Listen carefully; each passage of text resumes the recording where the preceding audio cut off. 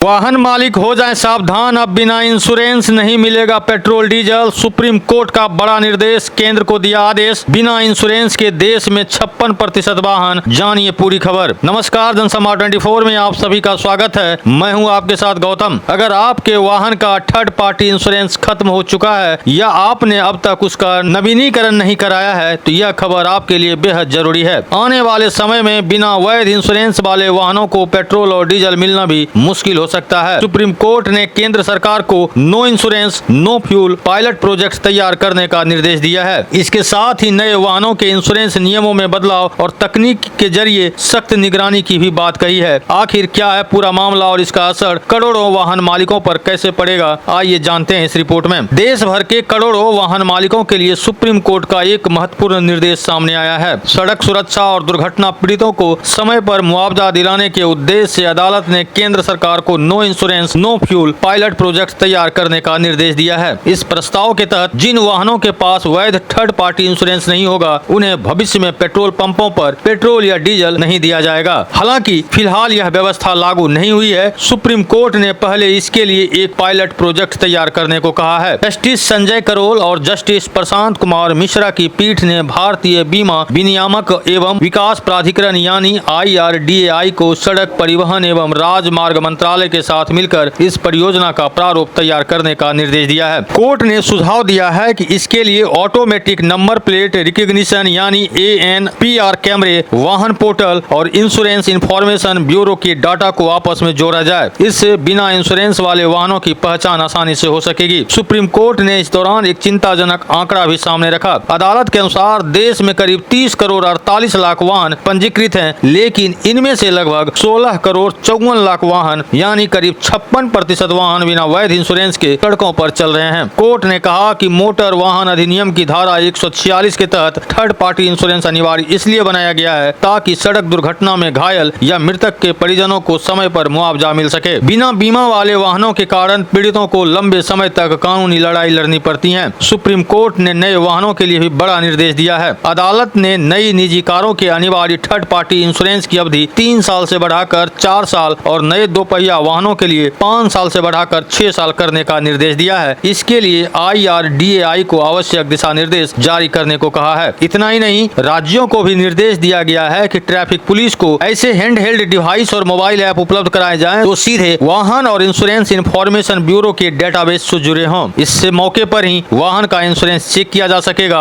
और नियम तोड़ने वालों पर कार्रवाई आसान होगी। कोर्ट ने यह भी कहा है कि वाहन मालिकों को बेस थर्ड पार्टी पॉलिसी के साथ on damage cover, personal accident cover और अन्य एड ऑन बीमा विकल्प भी उपलब्ध कराए जाएं ताकि उन्हें बेहतर सुरक्षा मिल सके। अगर यह पायलट प्रोजेक्ट सफल रहता है तो आने वाले समय में देश भर में बिना इंश्योरेंस वाले वाहनों के खिलाफ और सख्त कार्रवाई देखने को मिल सकती है। इसीलिए यदि आपके वाहन का इंश्योरेंस समाप्त हो चुका है तो समय रहते उसे रिन्यू करा लेना ही समझदारी होगी। फिलहाल सुप्रीम कोर्ट ने केंद्र सरकार को पायलट प्रोजेक्ट तैयार करने का निर्देश दिया है और आने वाले दिनों में इस पर क्या फैसला होता है और यह व्यवस्था कब तक लागू होती है इस पर भी सभी वाहन मालिकों की नजर रहेगी। अगर आपको यह जानकारी उपयोगी लगी हो तो वीडियो को लाइक करें, अपने दोस्तों और परिवार के साथ शेयर करें और ऐसे ही खबरों के लिए जनसंवाद 24 को फॉलो और सब्सक्राइब करना ना भूलें। मिलते हैं अगली खबर के साथ, तब तक दीजिए इजाजत। जुड़े रहिए जनसंवाद 24 के साथ। धन्यवाद।